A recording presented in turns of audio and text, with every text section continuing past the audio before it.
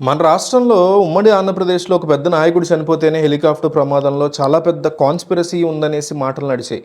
కుట్ర, కుతంత్రం చాలా జరిగాయి ఆయన్ని చంపేశారనేసి కాన్స్పిరసీస్ అయితే నడిచాయి. ఏమి ప్రూవ్ అవ్వల. కానీ ఏకంగా ఇరాన్‌కి ప్రెసిడెంట్ చనిపోవడం అనేది చిన్న విషయం కాదు. రైజీ లాంటి ప్రెసిడెంట్ పైగా. ఎందుకంటే అతన్ని బుచ్చర్ ఆఫ్ టెహరాన్ అనేవాళ్ళు.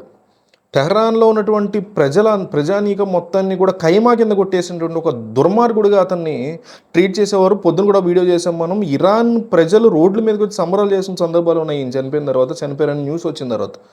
సో ఇట్లాంటి సిచ్యువేషన్‌లో ఇతన్ని చంపకుండా ఉన్నారు అని ఎట్లా నమ్మగలుగుతాం? ఎందుకంటే అవతల నుంచి ఇజ్రాయిల్, పాలస్తీన్ యుద్ధం నడుస్తోంది. దానికి ఇరాన్ పాలస్తీన్ వైపు నుంచి సపోర్ట్ చేస్తోంది. పాలస్తీన్ వైపు నుంచి అమెరికా సపోర్ట్ చేస్తుంది. ఈ రకమైనటువంటి సిచ్యువేషన్స్‌లో పాలస్తీన్ నుంచి ఇజ్రాయిల్‌ని సపోర్ట్ చేస్తుంది అమెరికా, సారీ. సో ఇట్లాంటి సిచ్యువేషన్స్‌లో ఇది అమెరికానో, ఇజ్రాయిలో తీసుకున్న ఒక స్ట్రాంగ్ నిర్ణయం కింద ఎందుకు చూడకూడదు? ఇరాన్ని ఏ రకంగా అయినా సరే లోబరుచుకోవాలని అమెరికా గానీ, ఇజ్రాయెల్ గానీ ఎన్నో సంవత్సరాల నుంచి ప్రయత్నాలు చేస్తున్నాయి.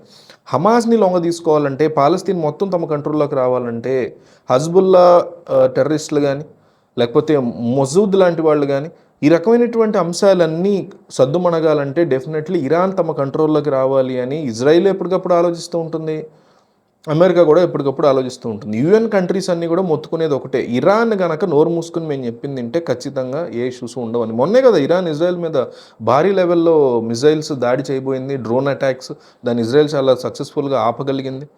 సో ఇట్లాంటి సిచ్యువేషన్స్లో కాన్స్పిరసీ అనేది ఉంటుంది అని ప్రపంచ మీడియా కోడైకొస్తుంది. ఈరోజు గల్ఫ్ దేశాలు, అరబ్ దేశాలన్నీ కూడా ఈయన మరణం పట్ల ఒక్కసారిగా ఉలిక్కిపడ్డాయి. ఏందమ్మా ఈయన లేపేశారు అని. చచ్చిపోయాడా? హెలికాప్టర్ మిస్ అయిందా? ఎట్లా చనిపోయాడని మాట్లాడుకోలే.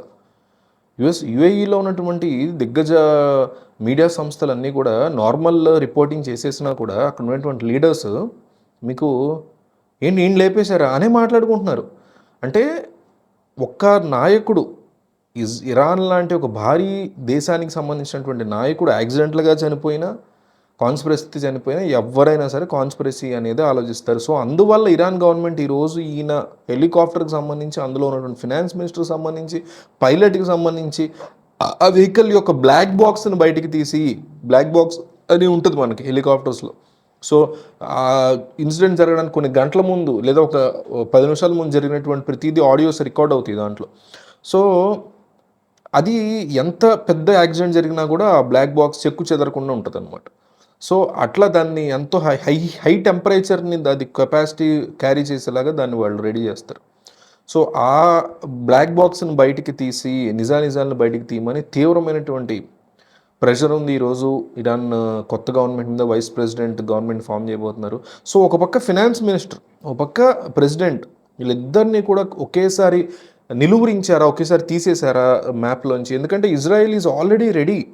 మీకు ఎప్పుడైతే ఈ న్యూక్లియర్ ఫెసిలిటీస్ ఉన్నాయో ఇరాన్లో వాటి మీద వేయటానికి ఆల్మోస్ట్ అక్కడ వరకు వచ్చి కూడా ఆగిపోయారు. ఎందుకంటే ఈ ప్రెసిడెంట్ని చూసి భయపడి, వీడు అసలే పెద్ద మూర్ఖుడు, వీడు ఏం చేస్తాడో తెలియదని.